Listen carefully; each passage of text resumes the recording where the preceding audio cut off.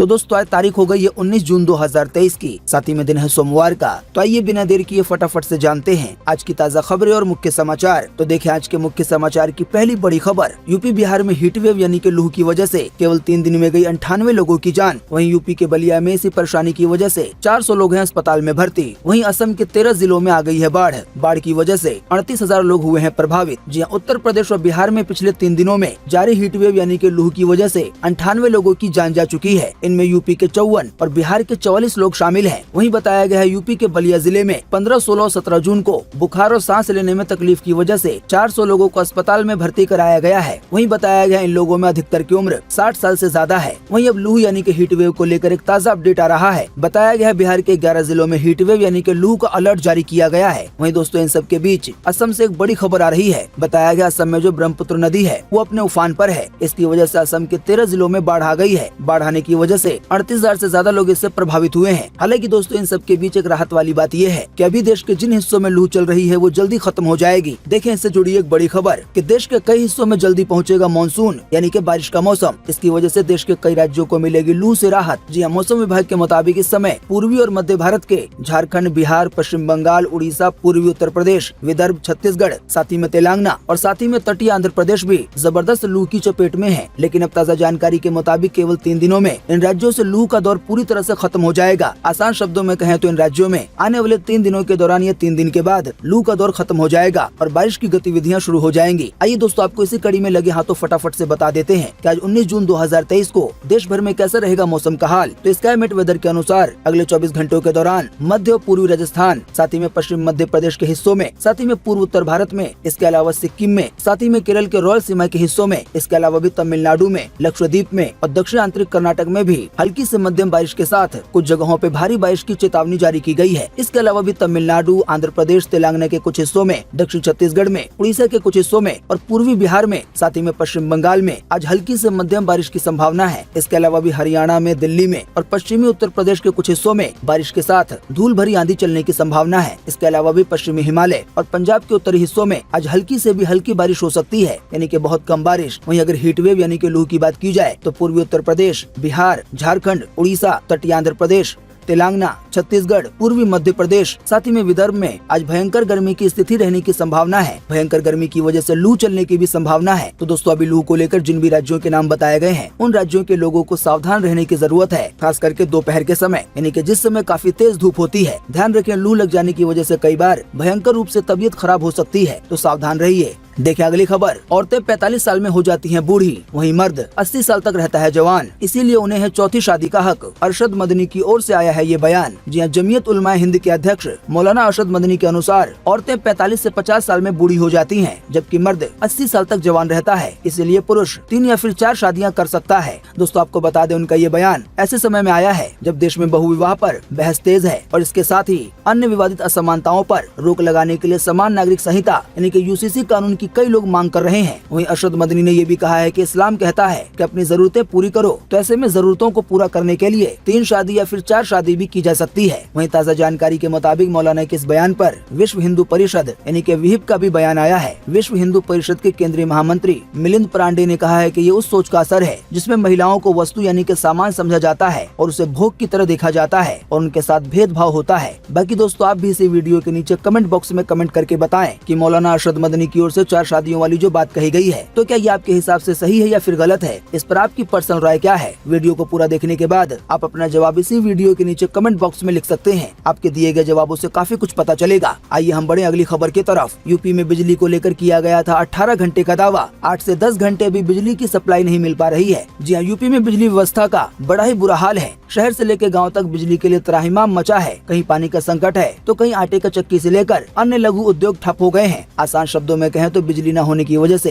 बिजली से चलने वाली जो भी चीजें हैं वो ठप हो गई हैं। वहीं ग्रामीण यानी कि गांव वाले इलाके में जहां 18 घंटे बिजली देने का दावा किया जा रहा है, पर बताया जा रहा है हकीकत यह है कि बमुश्किल गांव के लोगों को 8 से 10 घंटे की बिजली मिल पा रही है। बिजली सप्लाई का बड़ा ही बुरा हाल है। देखिए अगली खबर। हॉलीवुड से लेकर साउथ फिल्मों के कारण रीजनल सिनेमा को हो रहा है नुकसान। इसी कड़ी में खेसारी लाल यादव ने कहा है कि हमारी हमारी फिल्मों को तवज्जो नहीं दी जाती है। जी हाँ, साउथ की फिल्म इंडस्ट्री को पैन इंडिया पहचान मिलने के बाद अब देश के सिनेमाघरों में ज्यादातर साउथ या फिर बॉलीवुड या फिर हॉलीवुड की फिल्में ही पर्दे पे नजर आती हैं। बताया गया इसका एक बड़ा असर रीजनल फिल्मों पे हो रहा है, यानी कि हरियाणवी, मराठी या भोजपुरी जैसी मूवी पर साउथ और हॉलीवुड की फिल्मों का बोलबाला होने की वजह से जो रीजनल फिल्म मेकर्स हैं, तो उनके लिए अपनी फिल्म को पर्दे पे रिलीज करना यानी कि सिनेमा के जरिए फिल्म को दर्शकों तक पहुंचाना काफी बड़ी चुनौती बन गया है। आसान शब्दों में कहें तो अब अक्सर सिनेमा हॉल पर बड़ी बड़ी फिल्में लगी रहती हैं और भोजपुरी जैसी मूवी को चांस नहीं मिल पाता है। देखिए अगली खबर। बवाल के बाद नेपाल में बैन हुई आदिपुरुष मूवी। वहीं जानकारी के मुताबिक केवल आदिपुरुष नहीं बल्कि अब नेपाल के काठमांडू में नहीं दिखाई जाएगी कोई भी भारतीय फिल्म। जी हां, ओम राउत की फिल्म आदिपुरुष पर विवाद थमने का नाम नहीं ले रहा है। जानकारी के मुताबिक अब नेपाल से भी फिल्म को झटका लगा है। दरअसल काठमांडू में आदिपुरुष मूवी को बैन करने की मांग की गई थी। कई जगह फिल्म को लेकर विरोध प्रदर्शन भी हुए। इसके चलते वहाँ की पुलिस ने काठमांडू से आदिपुरुष मूवी को बैन करने का फैसला लिया है। वहीं बताया गया है आदिपुरुष मूवी की वजह से सभी भारतीय फिल्मों को बैन कर दिया गया है। देखें इसी मूवी को लेकर एक और बड़ी खबर। आदिपुरुष मूवी पे भड़के रामायण के राम लक्ष्मण। अरुण गोविल बोले क्या सोचकर फिल्म बनाई है। वहीं लक्ष्मण यानी कि सुनील ने कहा इस तरह की भाषा शर्मनाक है। जी हाँ, जैसा कि शायद आप जानते होंगे रिलीज के बाद से ही आदिपुरुष मूवी विवादों में है। फिल्म को लगातार डायलॉग और वीएफएक्स के लिए बुरा भला कहा जा रहा है। किसी को फिल्म में रावण का लुक पसंद नहीं आ रहा है, तो वहीं कई लोगों को हनुमान जी की भाषा टपोरियो जैसी लग रही है। वहीं अब इन सब के बीच आदिपुरुष मूवी को लेकर रामानंद सागर की रामायण में राम और लक्ष्मण का किरदार निभाने वाले एक्टर अरुण गोविल और सुनील लहरी का रिएक्शन सामने आया है। उन्होंने आदिपुरुष के मेकर्स पर रामायण को गलत तरह से दिखाने का आरोप लगाया है। साथ ही रामायण में ऐसे शब्दों के इस्तेमाल को शर्मनाक बताया है। विवादों पर अरुण बोले हैं, यानी कि जिन्होंने राम का रोल निभाया है रामानंद सागर की रामायण में, उन्होंने कहा दर्शकों ने अपनी बात कह दी है। रामायण भारतीय संस्कृति की धरोहर है और अब उसे लेकर जिस तरह की बातें की जा रही हैं, उसे जानकर काफी ठेस पहुंची है। आखिर ऐसे फिल्म क्या सोचकर बनाई। वहीं दोस्तों इस मूवी को लेकर एक और बड़ी खबर आ रही है। देखिए अपनी स्क्रीन पर करनी सेना बोली आदिपुरुष मूवी के डायरेक्टर को ढूंढो और मारो। कहा इस फिल्म के डायलॉग बर्दाश्त करने लायक नहीं है। जी हाँ, आदिपुरुष मूवी को लेकर केवल आम जनता नहीं बल्कि देश की बड़ी बड़ी राजनीतिक पार्टियां, यहाँ तक कि बीजेपी पार्टी भी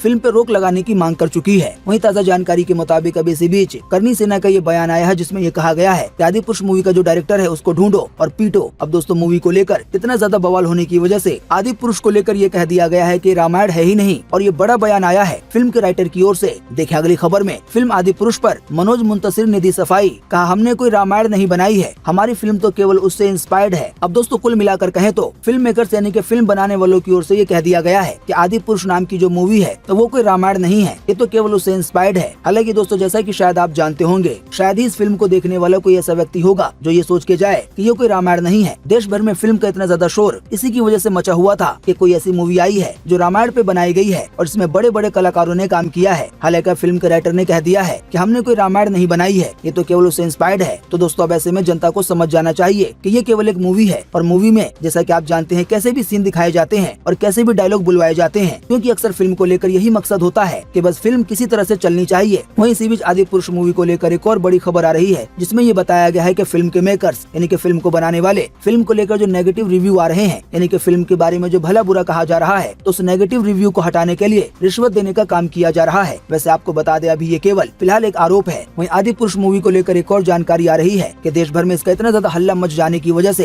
कि फिल्म में गलत दिखाया जा रहा है, इसी की वजह से फिल्म के जो राइटर है मनोज मुंतशिर, उन्होंने एक और ऐलान करते हुए कहा है कि फिल्म में जो भी ऐसे डायलॉग हैं जिनको आपत्तिजनक माना जा रहा है तो उनमें इसी हफ्ते बदलाव किया जाएगा। अब इतना ज्यादा बवाल हो जाने की वजह से फिल्म की जो कमाई है वो दूसरे दिन काफी ज्यादा गिर गई। बताया गया फिल्म की कमाई में रिलीज के दूसरे दिन 40% की गिरावट आई। जानकारी के मुताबिक मूवी ने वर्ल्ड वाइड लेवल पर यानी कि दुनिया भर में 240 करोड़ रुपए की कमाई कर ली है। वहीं इंडिया में मूवी 2 दिन में 176 करोड़ रुपए की कमाई कर पाई है और इसकी कमाई में अब गिरावट आ रही है। देखिए अगली खबर। रश्मिका मंदाना के साथ हुई 80 लाख की ठगी। चूना लगाने वाला शख्स निकला एक्ट्रेस का जानकार। जी हां, साउथ की जानी मानी actress Rashmika Mandanna film goodbye के जरिए अपना बॉलीवुड डेब्यू कर चुकी हैं। एक्ट्रेस जल्द ही रणबीर कपूर के साथ एनिमल मूवी में नजर आने वाली है। ताजा जानकारी के मुताबिक अभी इसी कड़ी में डीवा को लेकर एक हैरान करने वाली खबर आई है। रिपोर्ट की माने तो रश्मिका के साथ 80 लाख रुपए की ठगी हो गई है। मीडिया रिपोर्ट के मुताबिक रश्मिका मंदाना 80 लाख रुपए की ठगी की शिकार हो गई है। वहीं ठगी करने वाला व्यक्ति कोई और नहीं बल्कि उनकी मैनेजर है। देखिए अगली खबर। दिल्ली पुलिस अगर आम आदमी पार्टी सरकार के अधीन होती तो राजधानी ज्यादा सुरक्षित होती। केजरीवाल ने उठाए हैं सवाल। जी हां, मुख्यमंत्री अरविंद केजरीवाल ने अभी हाल ही में बीते रविवार को कहा कि दिल्ली में कानून व्यवस्था अगर उपराज्यपाल के बजाय आम आदमी पार्टी की सरकार के अधीन होती तो राष्ट्रीय राजधानी यानी कि दिल्ली ज्यादा सुरक्षित होती। अब दोस्तों आप जानते हैं या नहीं, लेकिन आपको बता दें जो देश की राजधानी दिल्ली है वो बाकी दूसरे राज्यों की तरह नहीं है। देश के दूसरे राज्यों में तो ऐसा है अगर कोई मुख्यमंत्री बन जाता है तो जो वहाँ की पुलिस होती है वो मुख्यमंत्री के अंडर में आ जाती है, लेकिन दिल्ली में ऐसा नहीं है। दिल्ली की जो पुलिस है वो गृह मंत्रालय के अंडर में रहती रहती है। मुख्यमंत्री से उसका कोई भी लेना देना नहीं होता है। जो भी आदेश पुलिस विभाग को दिया जाता है वो गृह मंत्रालय से दिया जाता है, यानी कि केंद्र सरकार की ओर से। अब इसी कड़ी में केजरीवाल का ये बयान आया है कि अगर दिल्ली की पुलिस उनके अधीन होती, उनके अंडर में आती, तो देश की राजधानी दिल्ली ज्यादा सुरक्षित होती। देखिए अगली खबर, अमरनाथ तीर्थ यात्रियों के लिए खुशखबरी। जम्मू में होटल की एडवांस बुकिंग पर मिलेगी 30% की छूट। जी अमरनाथ तीर्थ यात्रियों के लिए खुशखबरी है। दरअसल all Jammu hotels and lodge association ने जम्मू में रुकने वाले अमरनाथ यात्रियों को होटल की पहले से बुकिंग करने पर 30% की छूट देने की घोषणा की है। हालांकि बुकिंग पहले करनी होगी। देखिए अगली खबर, राजस्थान में गई 4 लोगों की जान, वहीं 7 जिलों के लिए जारी हुआ है ऑरेंज अलर्ट। चक्रवाती तूफान की वजह से मूसलाधार बारिश हुई है। इसकी वजह से राजस्थान में कई जगहों पे हालात काफी ज्यादा बिगड़ गए हैं। जी अरब सागर से उठा चक्रवात यानी कि बिपरजॉय गुजरात के बाद अब राजस्थान में कहर बरपा रहा है। बताया गया है इसके असर से राज्य के कई इलाकों में 40 घंटे से बारिश जारी है, जिसकी वजह से कई इलाकों में बाढ़ जैसे हालात पैदा हो गए हैं। बाड़मेर, सिरोही, बांसवाड़ा, उदयपुर, राजसमंद, पाली, अजमेर, कोटा समेत कई जिलों में तेज बारिश की वजह से जनजीवन अस्त व्यस्त हो गया है। चक्रवाती तूफान को लेकर एक और खबर आ रही है कि हरियाणा में रात को हो गई है बिपरजॉय की एंट्री। हरियाणा के 15 शहरों के लिए अलर्ट किया गया है जारी। जी राजस्थान और गुजरात में तबाही मचाने के बाद बिपरजॉय की एंट्री अब हरियाणा में हो गई है। बताया गया आज तूफान के दौरान हरियाणा में हवाएं 40 से 60 किलोमीटर प्रति घंटे की रफ्तार से चलेंगी। वहीं तूफान को लेकर एक और खबर आ रही है जिसमें ये बताया गया है कि पंजाब के 9 जिलों में बिपरजॉय का दिखेगा असर। 40 किलोमीटर की रफ्तार से चलेंगी हवाएं। वहीं बताया गया मौसम विभाग ने तूफान के दौरान किसानों को खेतों में न जाने की हिदायत दी है। आसान शब्दों में कहें तो हरियाणा के साथ साथ जो बिपरजॉय चक्रवाती तूफान है वो पंजाब में भी अपना असर दिखाएगा। देखिए अगली खबर, बबीता फोगाट बोली बृजभूषण के खिलाफ धरने की परमिशन मैंने नहीं दिलाई। साक्षी मलिक का दावा झूठा है। साथ ही बबीता फोगाट ने ये भी कहा कि वो कांग्रेस के हाथ की कठपुतली बन चुकी हैं। जी हां, भारतीय कुश्ती संघ यानी कि WFI के पूर्व अध्यक्ष बृजभूषण के खिलाफ धरने में मदद करने का विवाद थम नहीं रहा है। धरने की परमिशन दिलाने के साक्षी मलिक के दावे को बबीता फोगाट ने अभी हाल ही में बीते रविवार को गलत करार दिया है। बात यह है कि अभी हाल ही में साक्षी मलिक ने दावा किया था कि बीजेपी नेता बबीता फोगाट ने जंतर मंतर पर धरने की परमिशन दिलाई थी। उन्होंने ये भी कहा था कि बृजभूषण के खिलाफ जो धरना दिया जाना है इसके लिए उन्हें 2 बीजेपी नेता ने मोटिवेट किया था और उनमें से एक बबीता फोगाट थी। हालांकि बबीता फोगाट ने पहलवान साक्षी मलिक के सभी दावों को झूठा बताया है और कहा है कि साक्षी मलिक कांग्रेस के हाथ की कठपुतली बन चुकी हैं। देखिए अगली खबर, स्मार्ट टीवी के लिए वीडियो ऐप लॉन्च करेगा ट्विटर। आई है बड़ी जानकारी। जी हाँ, सोशल मीडिया प्लेटफॉर्म ट्विटर जल्द ही स्मार्ट टीवी के लिए वीडियो ऐप लॉन्च करेगा। इसकी जानकारी खुद ट्विटर के मालिक एलन मस्क ने दी है। हालांकि उन्होंने कोई कंफर्म डेट नहीं बताई है कि ऐप कब तक लॉन्च होगा। इसके साथ ही ऐप कैसे काम करेगा। आसान शब्दों में कहें तो स्मार्ट टीवी के लिए आने वाले दिनों में जब वीडियो ऐप लॉन्च किया जाएगा ट्विटर की ओर से, तभी उसकी ज्यादा जानकारी मिल पाएगी। तो दोस्तों उम्मीद करते हैं कि आज की इस वीडियो से आपको काफी कुछ जानकारी मिली होगी। हम बस इसके बदले में आपसे इतना ही चाहते हैं कि आप इस वीडियो को लाइक कर दें और शेयर कर दें, क्योंकि आपका लाइक और शेयर करना ही होता है हमारी मेहनत का फल। वीडियो देखने के लिए आपका बहुत बहुत धन्यवाद। Thanks for watching.